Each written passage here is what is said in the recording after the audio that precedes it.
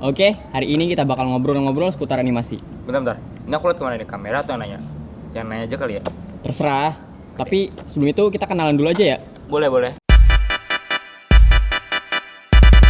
Kenalin, nama aku Rangga Mukti. Di tahun 2020 kemarin, tepatnya waktu awal masa pandemi, aku mendapatkan juara apresiasi karya pada lomba animasi Jalur Rempah yang diadain dari Kemdikbud. Waktu itu temanya tentang seputar rempah-rempah Indonesia, dari mulai sejarah rempah-rempah, apa aja rempah-rempah itu, sampai ke manfaat rempah-rempah itu sendiri. Nah, menarik nih bahas seputar animasi. Animasi kan ada beberapa jenisnya ya, Ya, benar-benar. yang kayak 3D, terus juga motion graphic. Ya. Nah, kalau kamu itu lebih ke arah mana ya bikinnya? Kalau menurut aku sendiri sih ini lebih ke arah motion graphic sih. Kenapa? Karena ada ilustrasi-ilustrasi yang waktu editing kita gabungin semuanya pakai teknik animasi. Nah, ngomongin soal karya nih, semua kan pasti ada prosesnya ya. Ya, bener banget. Mulai dari mentah misalnya. Nah, kalau kamu sendiri, gimana sih proses dari membuat karya itu? Sebenarnya tuh semua itu berawal dari cari ide. Pikir lagi. Chat doi dulu. Oke, udah. Stop mikir, mulai tulis naskah. Ambil kertasnya, woi.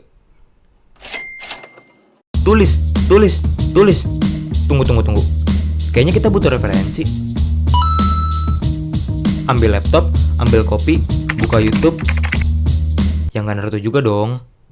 Cari yang lain. Cari, ketemu. Tulis di naskah. Bentar, ngopi dulu. Oke, cari lagi. Cari, ketemu. Tulis di naskah. Cari lebih banyak lagi. Cari.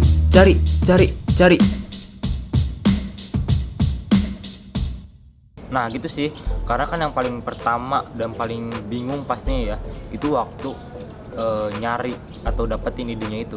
Bener.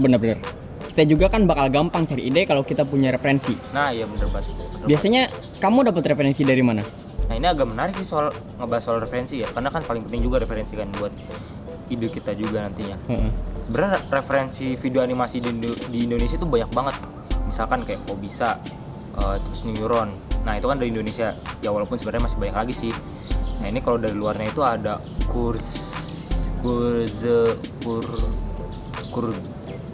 bentar. Kurzgesagt in a nutshell. Nah, Pasti orang-orang udah pada tahu lah ya channel animasi yang disebutin tadi. harusnya sih tahu sih harusnya. Oke deh, kita balik lagi. Tadi kan udah cari ide, cari referensi, terus tulis naskah. Sekarang gimana tentang editingnya? Sebenarnya ada 2 tahap lagi sih sebelum lanjut ke editing. Nah, setelah naskahnya selesai dibuat, kita harus dubbing dulu nih. Aku biasanya pakai HP aja sih buat recordingnya. Setelah kelar recording, semua file-file recordingnya aku transfer ke laptop. Nah, biasanya kita harus pilih-pilih lagi nih mana yang bagus, mana yang nggak bagus. Habis itu baru kita bisa mulai mendesain karakter dan ilustrasi-ilustrasi lain yang kita butuhin di naskah yang udah kita buat tadi. Aku biasanya desainnya di Adobe Illustrator. Nah, setelah semua yang kita butuhin udah didesain, baru kita lanjut ke tahap editing. Untuk editing sendiri aku menggunakan After Effects. Lalu desain-desain yang udah dibuat tadi, terus file-file recording yang udah dipilih-pilih tadi, kita import semuanya ke dalam project After Effects. Tapi dalam membuat animasi ada beberapa hal yang harus kita tahu nih. Yang pertama, gerakan pop-up. Gerakan ini paling sering dan paling banyak digunain di animasi. Cara buatnya gampang. Pergi ke position, geser sedikit lalu beri keyframe, geser lagi ke awal dan beri keyframe lagi, lalu atur posisinya. Entah ke atas, ke bawah, ke kanan, ke kiri, itu semua tergantung kebutuhan. Nah, agar gerakan ini lebih smooth itu kita bisa blok kedua keyframe tadi, lalu kita berikan easy ease. Yang kedua ada compositing. Nah, compositing ini sebenarnya ngebantu kita banget ketika project kita ini udah terlalu banyak layer. Misal project kita ini udah ada 50 layer sampai 100 layer yang pastinya udah bikin kita pusing waktu editing. Nah, itu semua bisa diminimalisir dengan cara blok layer-layer yang ingin kita kompos, lalu klik kanan dan pre-compose. Yang ketiga ada pergerakan karakter.